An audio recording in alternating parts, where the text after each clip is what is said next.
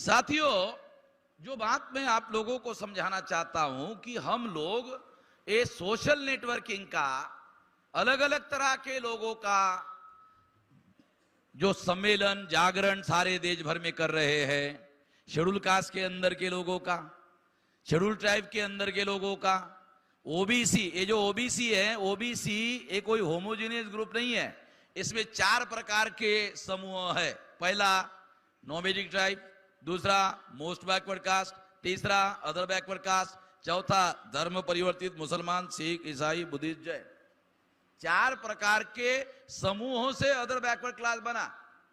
OBC OBC OBC कहने से नहीं होगा, समाज शास्त्र के दृष्टि से उसका विश्लेषण करते आना चाहिए और उसकी समझ होनी चाहिए। किसी को जगाना चाहते हो, जोड़ना चाहते हो, उसके पहले उसका जो मौलिक चरित्र है, अगर वो चरित्र आपको मालूम नहीं है तो आप क्या जगाने का काम करने वाले हो? आप काम नहीं कर सकते। बाबा साहब आंबेडकर ने हु वेयर द शूद्र नाम का ग्रंथ लिखा। कितने लोगों ने पढ़ा? बाबा साहब आंबेडकर ने अनटचेबल नाम का ग्रंथ लिखा। कितने लोगों ने पढ़ा? पढ़ना चाहिए ना, और उस दृष्टि से पढ़ना चाहिए, केवल किताबें पढ़ने के लिए नहीं। कि अगर आपको आंदोलन चलाना है तो आंदोलन चलाने के लिए वहां क्या मटेरियल है? बाबा साहब आंबेडकर ने विद्वत्ता सिद्ध करने के लिए किताबें तो लिखी नहीं, अपने आंदोलन की नीति, अपने आंदोलन की विचारधारा को ज्यादा स्पष्ट करने के लिए किताबों को लिखा। जब वो नेतृत्व कर रहे थे तो डिग्री हासिल करना तो उनका लक्ष्य नहीं था। अपने आंदोलन की विचारधारा को स्पष्ट करने के लिए किताबें लिखी। जब आंदोलन की विचारधारा को स्पष्ट करने के लिए किताबें लिखी तो आंदोलन उनका संदर्भ है। आंदोलन समझ में आएगा तब न किताब समझ में आएगा। आंदोलन ही समझ में नहीं आएगा तो किताब कहां से समझ में आएगा?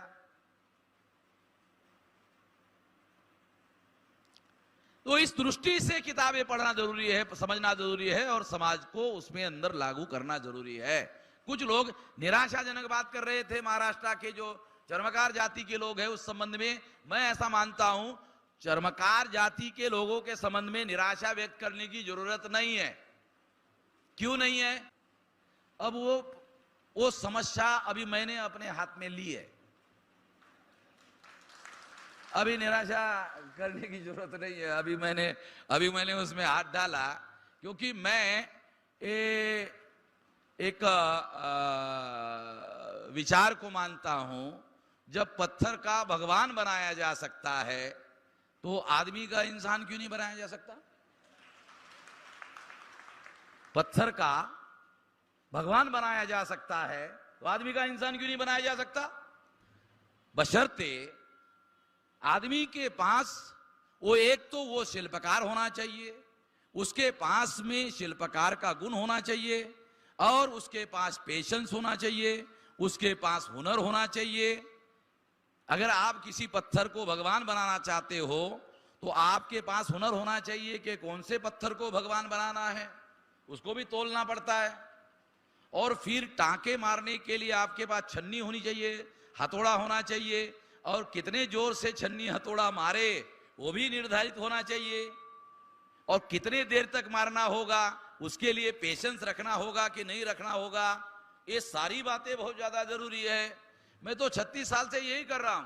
अगर आज इतने सारे हॉल में न बैठने के लिए लोगों को जगह नहीं मिल रही है तो मैं 36 साल से यही काम कर रहा हूं। इस वजह से प्लान बनाकर मुझे नहीं लगता कि महाराष्ट्र में आने वाले कुछ समय में महाराष्ट्र में कोई हॉल महाराष्ट्र में हम लोगों को कार्यक्रम करने के लिए मिलेगा, मुझे नहीं लगता।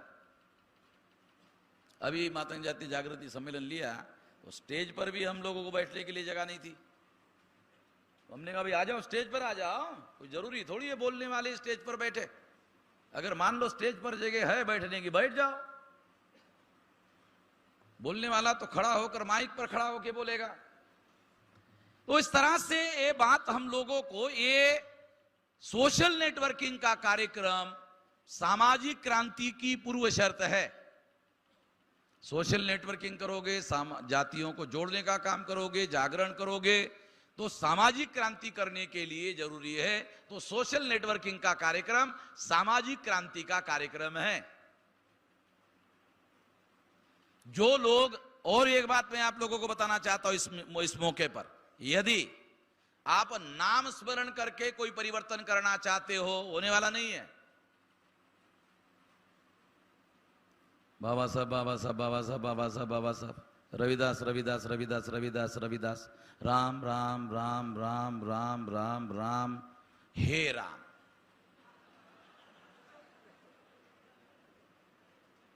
आखिरी में क्या आता है? तो ये जो नाम, ये नाम स्मरण है। और हमारे जो महापुरुष है ये नाम स्मरण के समर्थक नहीं थे, और नाम स्मरण से कुछ होने वाला है इस पर वो यकीन नहीं करते थे, विश्वास नहीं करते थे।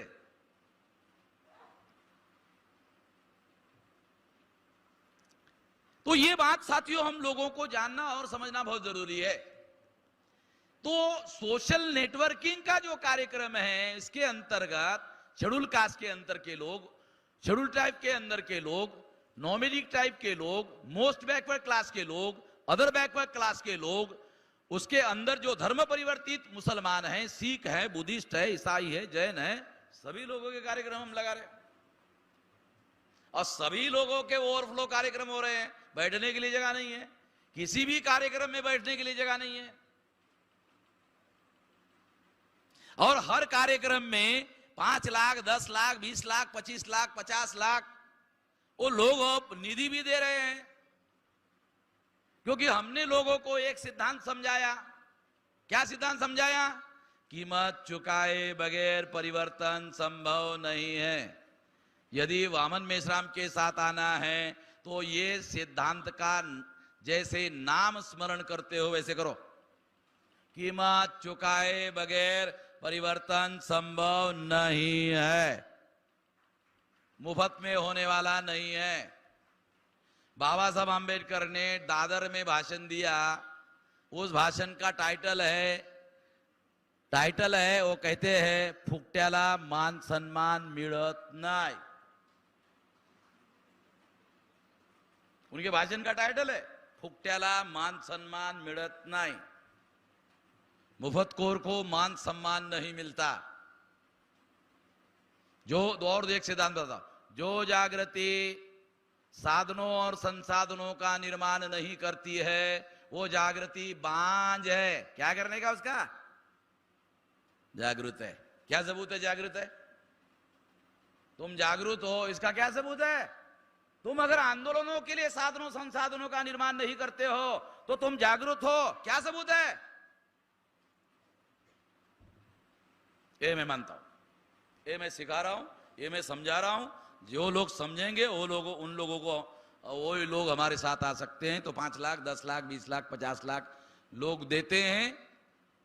वो सारा आंदोलन के लिए देते हैं, आंदोलन के लिए खर्चा होता है। हमारे बागड़े साहब ने कहा कि भारत सरकार जो है फुले शाह आंबेडकर, ये महापुरुषों के जितने फोटो है उनका जीवन चरित्र लिख करके लोगों में प्रचार करने के लिए भी एक बुक ट्रस्ट बनाया जाए। मैं बागड़े साहब को अनुरोध करना चाहता हूं, वो हमारे बुजुर्ग है, सम्मानित है, वो किताब हमको लिख कर दे दे। बुक, नेशनल बुक ट्रस्ट तो मैंने बना लिया है, हमारे पास ही है। जितनी किताबें लिखो, मैं खुद ही पब्लिश करता हूं। जितना पैसा चाहिए, ये 5 लाख रुपए दिया अभी, इसको क्या करूं मैं? ये 5 लाख रुपए दिया ना समाज ने, ये क्या करने का मुझे? ये पैसे का मैं तो हाथ भी नहीं लगाता हूं। ये तो इसी काम के लिए है। इसलिए कांग्रेस की सरकार को, बीजेपी की सरकार को, किसी भी सरकार को हम अपने महापुरुषों के आंदोलन को चलाने के लिए 1 नया पैसा नहीं मांगेंगे। स्वाभिमानी, स्वावलंबी, आत्मनिर्भर, ध्यान रखो, स्वाभिमानी, स्वावलंबी, आत्मनिर्भर आंदोलन चलाए बगैर हमारा कोई भी मामला चलने वाला नहीं है। बाबा साहब आंबेडकर कहा करते थे सोद्धार। ये शब्द मेरा नहीं है, बाबा साहब आंबेडकर ने मराठी में लिखा हुआ है सोद्धार। सोद्धार का क्या अर्थ है? स्वतः का उद्धार करना होगा। हमारा उद्धार करने के लिए कोई भी आने वाला नहीं है। हमें हमारा उद्धार खुद ही करना होगा। ब्राह्मणों के गीता में लिखा हुआ है कि तुम्हारे ऊपर संकट अगर आया तो मैं आऊंगा।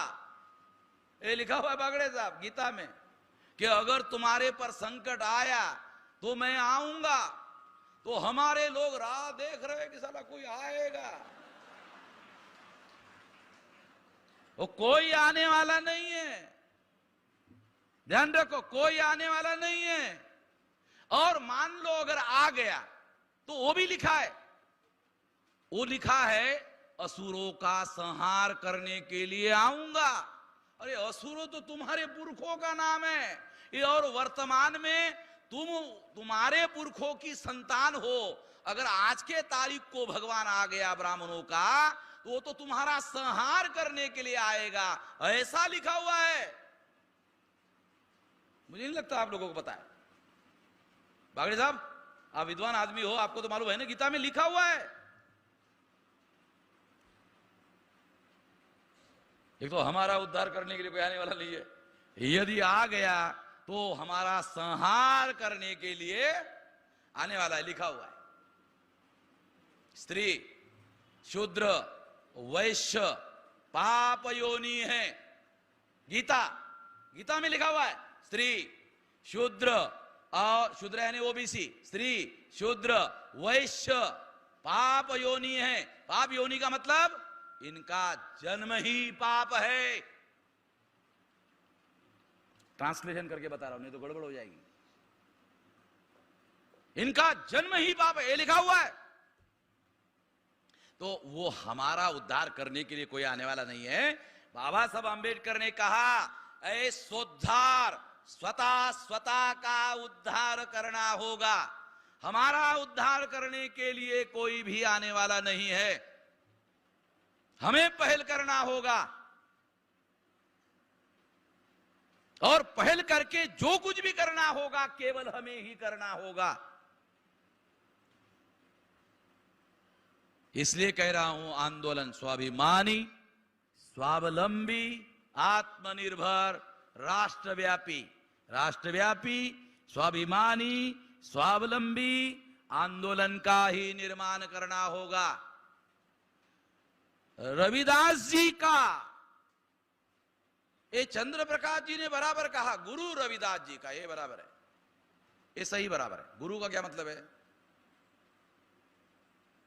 गु का मतलब है अंधेरा, र का मतलब है, रू का मतलब है राह दिखाने वाला, अंधेरे में राह दिखाने वाला,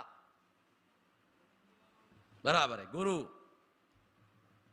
तो गुरु रविदास जी ने जब बाबा साहब आंबेडकर के समय में बाबा साहब आंबेडकर ने नेतृत्व किया, तो रविदास जी के समय में वही काम रविदास जी ने किया जो बाबा साहब आंबेडकर ने किया। तो रविदास जी और बाबा साहब आंबेडकर में जो लोग द्वैत निर्माण करने की या द्वैत है ऐसा बताने की कोशिश कर रहे हैं, वो दोनों के दुश्मन हैं, दोनों के शत्रु है। ये ध्यान रखना होगा, ये समझना होगा। रविदास जी का, गुरु रविदास जी का जो आंदोलन है, ये आंदोलन भक्ति आंदोलन नहीं था। ये जो विषय रखा गया है ये मौलिक है, ये सामान्य विषय नहीं है। ये आंदोलन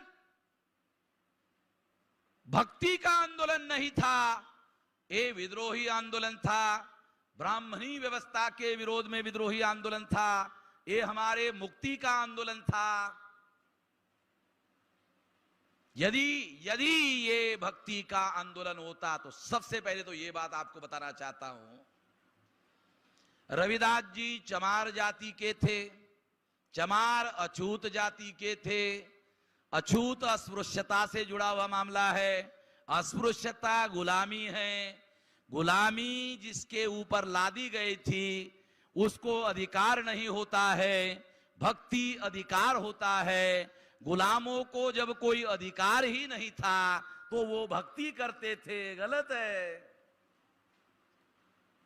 भक्ति अधिकार है और गुलामों को तो अधिकार ही नहीं होता है।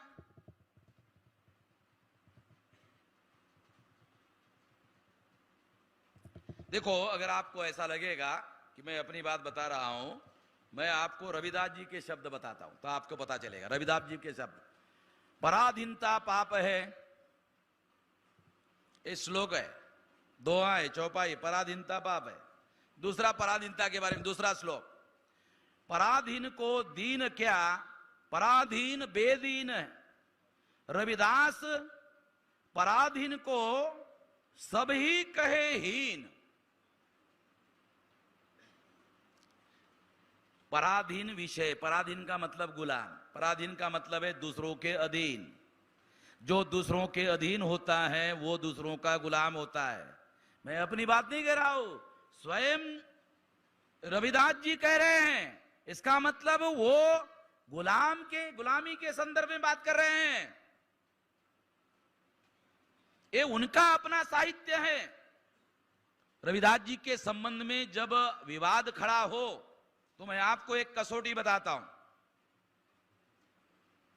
जीवन चरित्र रविदास जी के बारे में बहुत सारी बातें जो ऐसी किंवदंतियां बताई जाती है, यदि ऐसी अंधश्रद्धा वाली बातें अगर बताई जाती है तो इसके बारे में ध्यान रखने का, रविदास जी की वाणी और रविदास जी का चरित्र जो दूसरों ने लिखा, इसमें ज्यादा प्रामाणिक बात कौन सी है?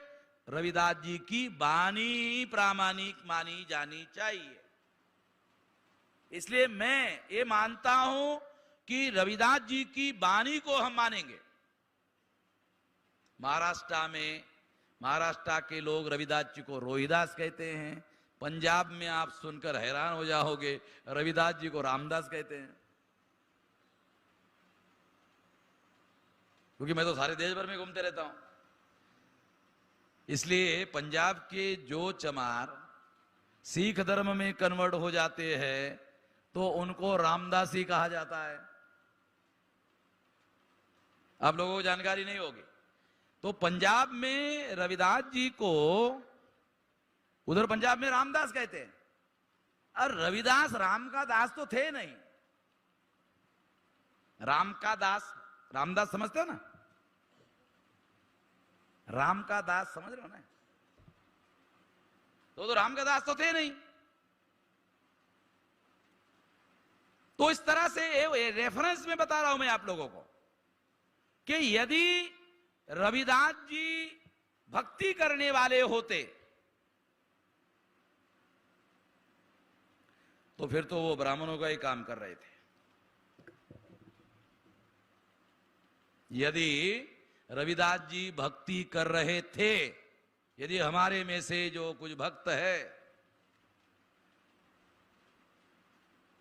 मैं भक्तों के बहुत विरोध में हूं। मैं आपको किस्सा बताता हूं।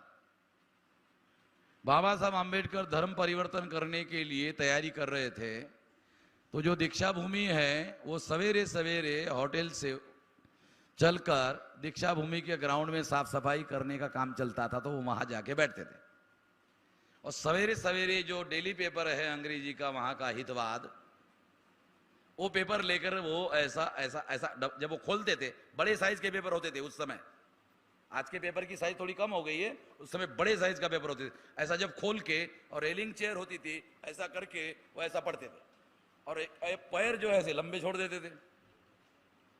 तो नागपुर के लोगों को मालूम हो गया कि बाबा साहब सवेरे सवेरे वहां जाते हैं। तो बाबा साहब आंबेडकर जो है ऐसा पढ़ रहे, तो सामने क्या है वो उनको दिख नहीं रहा, वो तल्लीन होकर पढ़ रहे। तो नागपुर के जो उनके भक्त लोग हैं, एकदम शांति से, बिल्कुल आवाज नहीं होने देने का, लंबी लाइन लग गई। एक एक आदमी दर्शन कर रहा है, पैर को हाथ लगा रहा है, जा रहा है, दूसरा दर कर रहा है, जा रहा है, हाथ ना लगे खबरदारी ले रहा है, थोड़ा अंतर रख रहा है, हाथ लगाने से स्पर्श हो जाएगा, मालूम हो जाएगा। हो रहा। बाजू में माड़ खोलकर बैठा हुआ है तरुण भारत का संपादक बैठा हुआ है। जब पेपर उनका पढ़ना हो गया तो जो ऐसा खुला हुआ पेपर था वो उन्होंने बंद कर दिया। ओके, ऐसा ऐसा करते ही एकदम लंबी लाइन उनको दिखाई दी। तो वो उनके पास वो साइड में ही वो साथ में चलते वक्त जो है लकड़ी लंबी जो है वो रखते थे, वो उन्होंने उठाई और मारना शुरू कर दिया लोगों को। जब लोगों को मारना शुरू कर दिया तो लोग भाग गए। भागने के बाद जो माड़खोलकर जो नागपुर के तरुण भारत पेपर का संपादक था, सब लोग भाग गए। तो माड़खोलकर ने पूछा, बाबा साहब आपके लोग आपको भगवान मानते हैं और भगवान की तरह आपको पूछते हैं, और आप है कि उन लोगों को डंडे से मारकर भगा रहे हो, क्या बात है? ऐसे लोग तो किसी को प्यार और प्रेम करने वाले मिलने वाले नहीं है, और आप उनको डंडे मारकर भगा रहे हो, अब ऐसा क्यों कर रहे हो? तो बाबा साहब आंबेडकर ने माड़खोलकर को कहा, माड़खोलकर ये लोग ऐसा मानते हैं कि मैं भगवान हूं, मैं भगवान नहीं हूं। बाबा साहब आंबेडकर उसको कहते हैं, ये लोग ऐसा मानते हैं कि मैं भगवान हूं, मैं भगवान नहीं हूं। मैं दीर्घ उद्योग से महान बना हूं, और जो लोग दर्शन कर रहे हैं वो भी दीर्घ उद्योग से महान बन सकते हैं, वो भी दीर्घ उद्योग से महान बन सकते हैं, मगर वो दीर्घ उद्योग करने की बजाय मेरा दर्शन करके महान बनना चाहते हैं। इससे उनका सत्यानाश होगा। अब मैं जीवित हूं इसलिए रोक सकता हूं, मेरे मरने के बाद ज्यादा सत्यानाश होगा, इसलिए पहले से ही डंडे लगाकर भगा रहा हूं।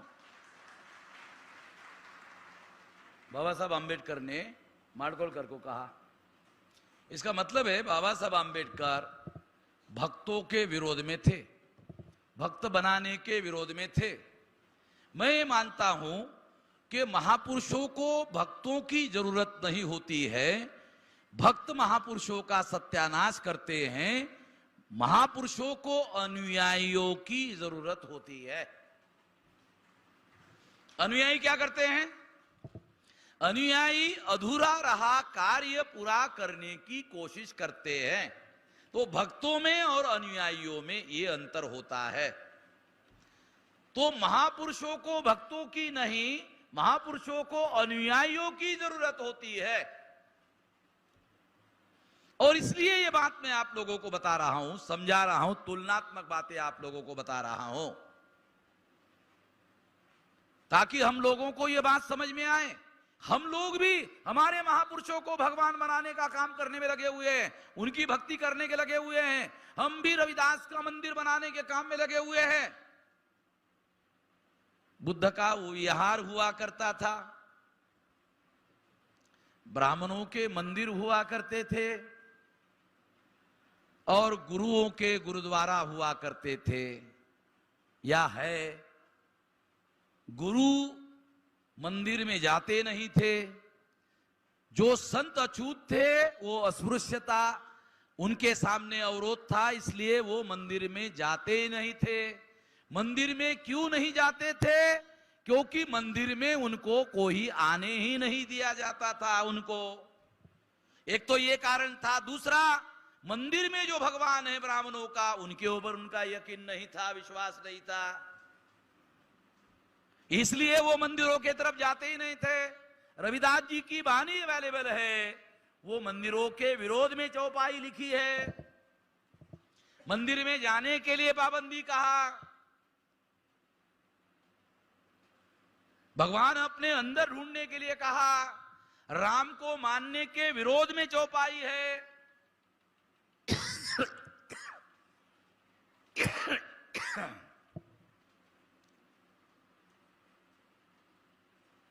यदि रविदास जी का आंदोलन भक्ति का आंदोलन था,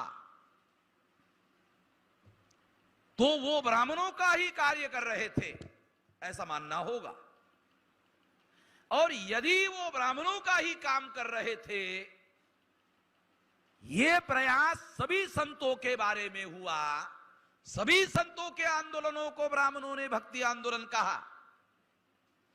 भक्ति आंदोलन कहने के लिए, भक्ति आंदोलन कहने के लिए रामानंद नाम का जो ब्राह्मण है, ब्राह्मणों ने रामानंद को रविदास जी का, कबीर का गुरु घोषित किया।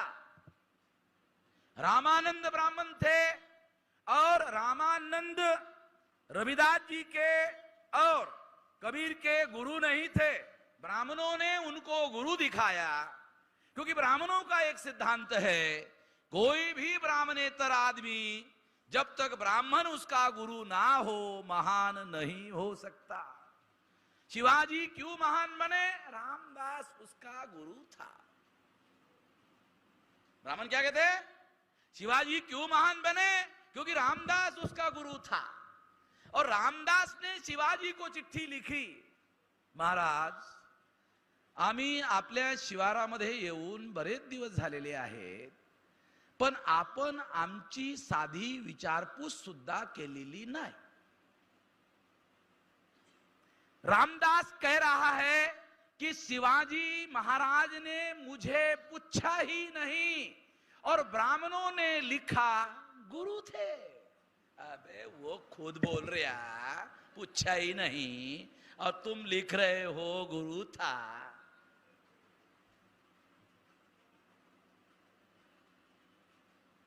उदाहरण के लिए बोल रहा हूं, ब्राह्मण को गुरु दिखाया। यदि ब्राह्मण को गुरु नहीं दिखाया होता तो इनका आंदोलन भक्ति आंदोलन था, वो दिखाना संभव नहीं था। पहले उसको भक्ति आंदोलन कहना होगा, फिर बाद में उस आंदोलन का ब्राह्मणीकरण करना होगा और ब्राह्मणीकरण करने के बाद उस आंदोलन को अपने ब्राह्मणों के ही आंदोलन में समाहित करके समाप्त करना होगा।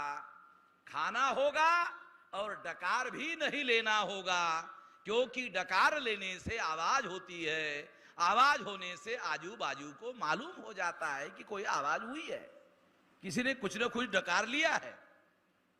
ब्राह्मण हमारा सारा डकार लेते थे, आवाज भी नहीं करते थे, ताकि हमको पता भी नहीं चलना चाहिए। यदि संतों का आंदोलन भक्ति आंदोलन होता तो वो ब्राह्मणों का ही काम कर रहे थे। यदि वो ब्राह्मणों का ही काम कर रहे थे तो ब्राह्मणों ने संतों की या तो हत्याएं करने की कोशिश की या तो हत्याएं की। इतिहास है। ब्राह्मणों ने ज्ञानेश्वर को जिंदा जमीन में दफनाया, वो तो ब्राह्मण था। और क्या कहा? अच्छा, उसका अपराध क्या था ज्ञानेश्वर का जानते हो? संस्कृत गीता का मराठी में ट्रांसलेशन किया। अरे ट्रांसलेशन का मानधन मिलना चाहिए, उसको साले को जमीन में अंदर डाल दिया। चंद्र प्रकाश, अरे मानधन मिलना चाहिए कि नहीं? मानधन के बजाय उसको जमीन में डाल दिया ज्ञानेश्वर को। और चक्रधर भी ब्राह्मण थे, बागड़े जी ब्राह्मण थे कि नहीं? चक्रधर को बोरा भर चूना पानी में डाला। अब चूना पानी में डालोगे उबलता है, उबलते हुए पानी में जिंदा डाला उसको। मारने का भी तरीका बहुत भयंकर था, जघन्य था। चित्तौड़ में रविदास जी की हत्या की गई, कबीर की हत्या करने का प्रयास हुआ। चोखा मेला का क्या हुआ आप लोग जानते हो। नामदेव को यहां से हद्दबार करने के लिए ये हुआ। नामदेव का इतिहास अवेलेबल है। नामदेव रविदास जी से सीनियर थे, नामदेव कबीर जी से सीनियर थे। सिख आंदोलन के जो सर्जक है, सिख आंदोलन के सर्जक में नामदेव का नाम लिखा जाता है। नामदेव से प्रेरणा ली गुरु नानक ने। इतिहास की बातें हैं, काल्पनिक बातें नहीं है। इसलिए ये बात मैं आप लोगों को बता रहा हूं कि यदि हमारे संत अगर भक्ति का ही काम कर रहे थे तो फिर ब्राह्मणों ने संतों की हत्या करने का प्रयास क्यों किया या हत्याएं क्यों की? यदि ब्राह्मणों ने हत्या करने का प्रयास किया या हत्याएं की तो इससे सिद्ध होता है कि उन्होंने जरूर ऐसा कोई कार्य किया होगा जो ब्राह्मणों के वर्चस्व के विरोध में था। और इस वजह से संतों की हत्या करने का काम ब्राह्मणों ने किया। तुकाराम के साथ भी ऐसा ही हुआ। इसलिए संतों का आंदोलन भक्ति आंदोलन नहीं था, बल्कि आप सुनकर हैरान हो जाओगे, रविदास जी की एक बहुत लंबी कविता है और उस कविता का टाइटल है भक्ति भरम है सो जान। बहुत लंबी कविता है, उसका टाइटल ही है भक्ति भरम है सो जान। लोगों को कह रहे भक्ति भ्रम है सो जान।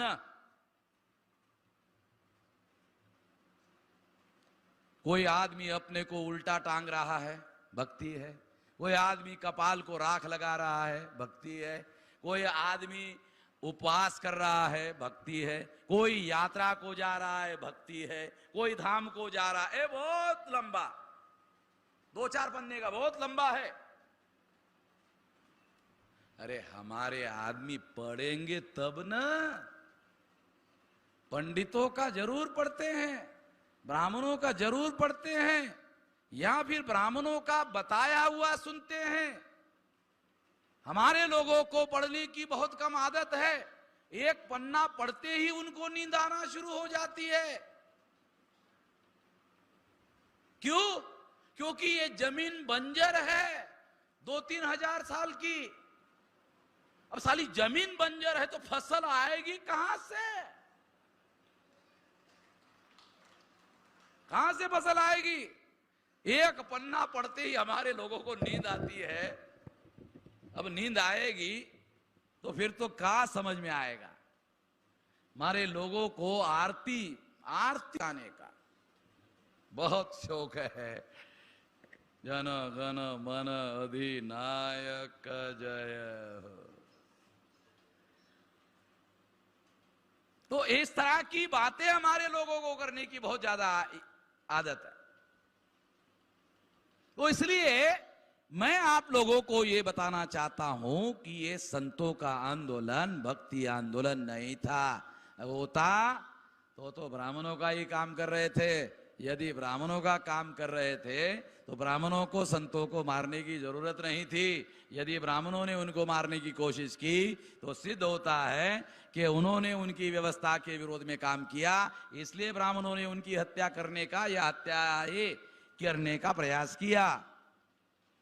इसका मतलब सिद्ध है कि संतों का आंदोलन विद्रोही आंदोलन था, व्यवस्था के विरोध में आंदोलन था। यदि आपको एविडेंस चाहिए, एविडेंस उनके बानी में अवेलेबल है। देखो मैं एक उदाहरण आपको देता हूं ताकि आपको पता चले। ए ब्राह्मण मत पूजिए जो होवे गुणहीन, पूजिए चरण चंडाल के जो होवे गुण परवीन है। क्या इसका क्या मतलब है? कि ब्राह्मण को पूजना नहीं चाहिए, जो ब्राह्मण गुणहीन है उसको पूजना नहीं चाहिए। अगर गुणवान चंडाल है तो उसकी जरूर पूजा करनी चाहिए। ये जो श्लोक है, ये जो चौपाई है, ये चौपाई कब लिखी गई जानते हो? तुलसीदास ने लिखा। पूजिए विप्र गुण ज्ञान शील हीना, न पूजिए शूद्र गुण ज्ञान शील प्रवीणा। हमको संदर्भ मालूम होना चाहिए। ये रविदास ने ऐसा क्यों लिखा? गोसावी तुलसीदास ने लिखा। क्या लिखा? पूजिए विप्र गुण ज्ञान शील हीना, न पूजिए शूद्र गुण ज्ञान शील प्रवीणा। यदि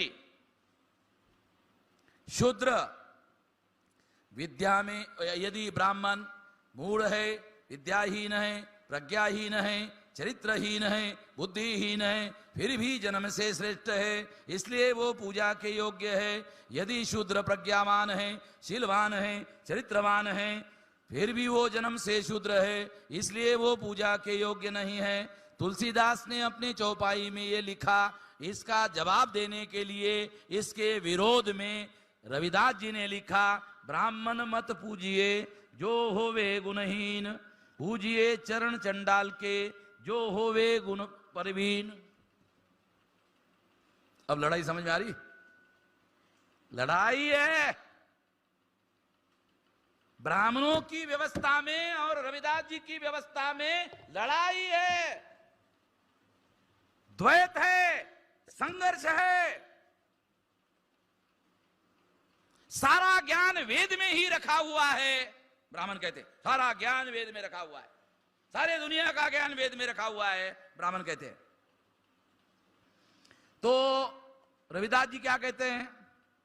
वेद के बारे में उनका 4 ही वेद किया खंडोती, 4 ही वेद का खंडन करता हूं, और वो ये मैं ऐलान करता हूं, ये चारों वेद का खंडन करता हूं, इस बात का ऐलान करता हूं कि इस वेद में किसी किस्म का कोई ज्ञान नहीं है, इसको पढ़ने से कोई आदमी ज्ञानी फैनी कुछ नहीं होता है, बकवास है लड़ाई,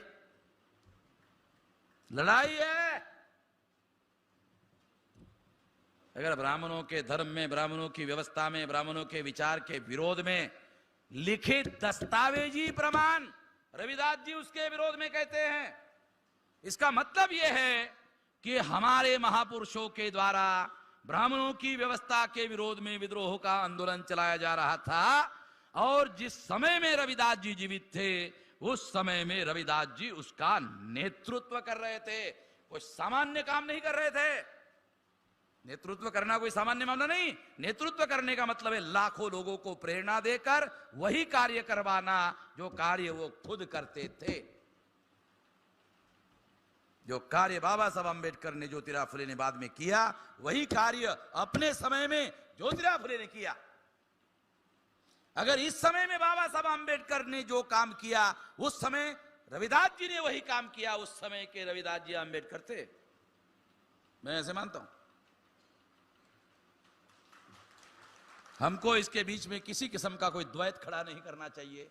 जो द्वैत खड़ा करने वाले लोग हैं वो बाबा साहब अंबेडकर और रविदास के दोनों के शत्रु, दोनों के दुश्मन हैं। इससे हम लोगों को सतर्क रहना चाहिए, हमको बचना चाहिए। तो इस तरह से साथियों, ये जो आंदोलन है भक्ति का नहीं, ये आंदोलन विद्रोही आंदोलन था। और अगर ये विद्रोही आंदोलन था, ये भक्ति का आंदोलन नहीं था, तो ब्राह्मणों ने इसे भक्ति का प्रचार क्यों किया? बहुत अहम सवाल है, इसका जवाब हमको होना चाहिए, हमारे पास जवाब होना चाहिए। जब ये भक्ति का नहीं था, विद्रोही था, तो ब्राह्मणों ने इसका भक्ति का प्रचार क्यों किया? संत विद्रोही आंदोलन के नेता थे, बहुत बड़े पैमाने पर उनकी मान्यता थी, लार्ज स्केल पर उनके अनुयायी थे।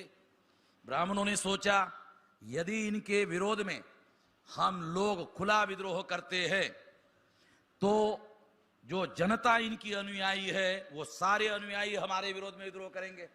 इसलिए हमको ये तरीका अपनाने के बजाय हमको ये प्रचार करना चाहिए कि ये जो संत थे ये भक्ति का आंदोलन चला रहे थे, और हमको ये कहना चाहिए कि संत महान क्यों हुए?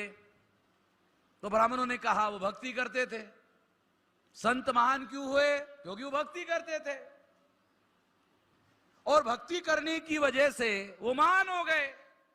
यदि आप लोगों को महान बनना है तो संतों की तरह आपको भी भक्ति करना होगा। इसका मतलब है भक्ति के जाल में, भक्ति के चक्रव्यूह में हमारे लोगों को फंसाने के लिए और हमारे संतों का जो महान विद्रोही आंदोलन था उसका ब्राह्मणीकरण करने के लिए योजना बनाकर, प्लान बनाकर उन्होंने इसे भक्ति का आंदोलन घोषित किया, प्रचार किया। हम लोग इस दावपेच को, इस षड्यंत्र को समझ नहीं पाए, इस वजह से हमने भी उसे भक्ति का ही आंदोलन माना। भक्ति का आंदोलन मानने से संतों का आंदोलन का ब्राह्मणीकरण हुआ, और संतों को मानने वाले लोगों का भी ब्राह्मणीकरण हुआ। पहले संतों के आंदोलन का ब्राह्मणीकरण हुआ, फिर उसको मानने वाले लोगों का ब्राह्मणीकरण हुआ। मानने वाले लोगों का ब्राह्मणीकरण होने के बाद मानसिक रूप से ब्राह्मणीकरण होने की वजह से वो ब्राह्मणों के मानसिक गुलाम हो गए। मानसिक गुलामी सबसे बड़ी गुलामी होती है। मानसिक स्वतंत्रता वास्तविक स्वतंत्रता होती है। जो मानसिक रूप से स्वतंत्र नहीं होता है वो वास्तविक रूप से स्वतंत्र नहीं होता है। संतों की वाणी मानसिक रूप से मुक्त करने का आज भी बहुत बड़ा जरिया है, आज भी। इसलिए मैं ऐसा मानता हूं कि संतों के बारे में जो कथा कहानियां किंवदंतियां प्रचार में लाई, उससे ज्यादा उससे बेहतर उनका जो ओरिजिनल साहित्य है उसकी व्याख्या करनी होगी, उसका इंटरप्रिटेशन करना होगा। और जो घुसपैठ ब्राह्मणों ने उनके नाम पर की उसके लिए एक कसौटी निर्धारित करनी होगी कि जो वैज्ञानिक या तर्क संगत नहीं है वो हमारे संतों का नहीं हो सकता, अंधश्रद्धा वाला नहीं हो सकता। कसौटियां हम निर्धारित कर सकते हैं और उसमें कौन सी बातों का मिलावट की गई है उसकी सफाई भी कर सकते हैं। ये काम हमारे अंदर जो विद्वान लोग हैं उन लोगों को जिनका संतों के आंदोलन का अभ्यास ज्यादा है उन लोगों को ज्यादा बड़े पैमाने पर करना चाहिए। आने वाले समय में हम जो संतों के आंदोलन के बारे में ज्यादा जानकार लोग हैं, जैसे यहाँ हमारे महाराज दादा महाराज बैठे हुए हैं, तो मैं उनको अनुरोध किया कि महाराष्ट्र में ऐसे बहुत सारे और लोग हैं जो साहित्य के बारे में बहुत गहरी जानकार रखते हैं, तो वो सारा शुद्धि अभियान शुरू किया जाए। शुद्धि अभियान, उसमें मिलावट किया पंडितों ने ब्राह्मणों ने, उसका शुद्धि अभियान चलाना होगा। और शुद्धि अभियान चलाने के बाद वही विचार उनका है, अगर ये मनवाना चाहते हो तो मैं उसका सिद्धांत जानता हूं।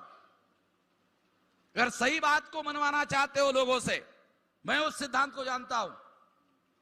सच को 1000 बार कहो, 1 बार 2 बार 3 बार 10 बार 25 बार 50 बार 100 बार 200 बार 800 बार 900 बार 1000 बार कहो। अरे पत्थर पर पानी की धार डालते रहो, फिर भी पत्थर का आकार बदल जाता है। पानी की धार गिरने से अगर पत्थर का आकार बदल जाता है तो तुम जब शब्दों से हल्ला और हमला करते रहोगे तो लोगों के दिमाग में परिवर्तन नहीं होगा। ऐसा कभी नहीं हो सकता, होता ही जरूर होगा। यकीन करता हूं, विश्वास करता हूं। इस सिद्धांत को ना केवल मैं मानता हूं बल्कि उस पर अमल करता हूं। ऐसा करना होगा, करो। पहले शुद्धि करो फिर प्रचार करो। 1 2 बार 10 बार 1000 बार करो, आप ही की बात लोग मानेंगे। ब्राह्मण यही करते, मैं ब्राह्मणों से सीखता हूं, ब्राह्मणों के विरोध में लागू करता हूं। इस बारे में मैं ब्राह्मणों को गुरु मानता हूं और फिर उसके ही विरोध में लागू करता हूं, फिर मैं वाहे गुरु हो जाता हूं।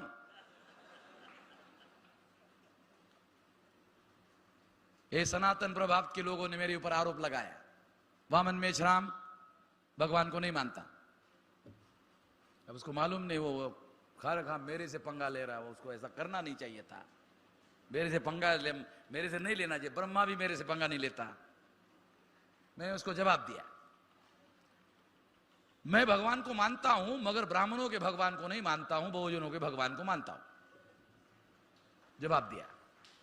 ब्राह्मण को लगा अरे ये तो कल तक समाज को ब्राह्मण और क्षत्रिय वैश्य और शूद्र अतिशूद्र ये सब कहता था, अब ये भगवानों में भी बंटवारा कर रहा है।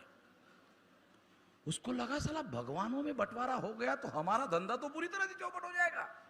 दूसरे दिन से बंद कर दिया।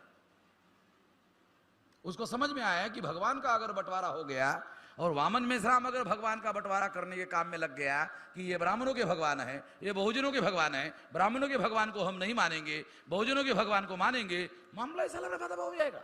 बंद कर दिया दूसरे दिन से।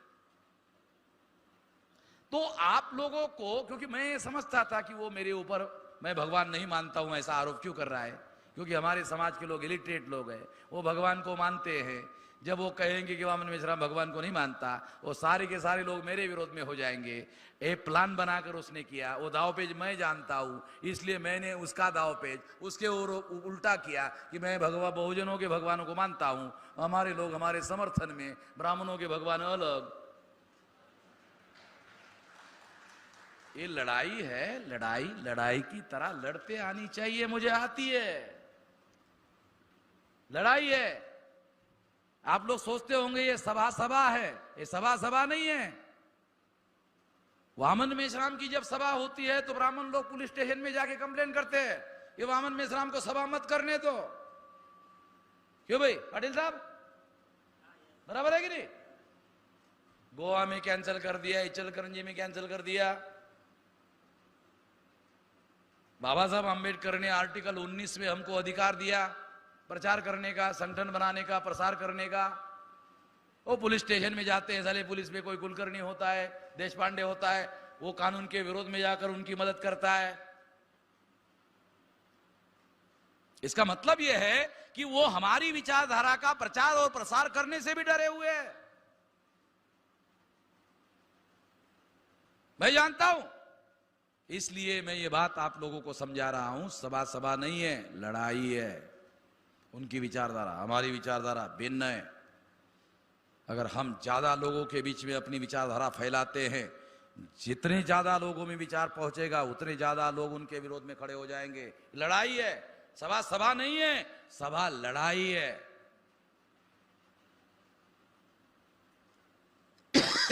जब इधर आ रहा था, राजस्थान से टेलीफोन आया। पोखरण का नाम सुना? एटम बम का प्रयोग किया भारत सरकार ने, पोखरण। वहां से टेलीफोन आया कि हमारे 3 लोगों को ब्राह्मणों ने अरेस्ट किया।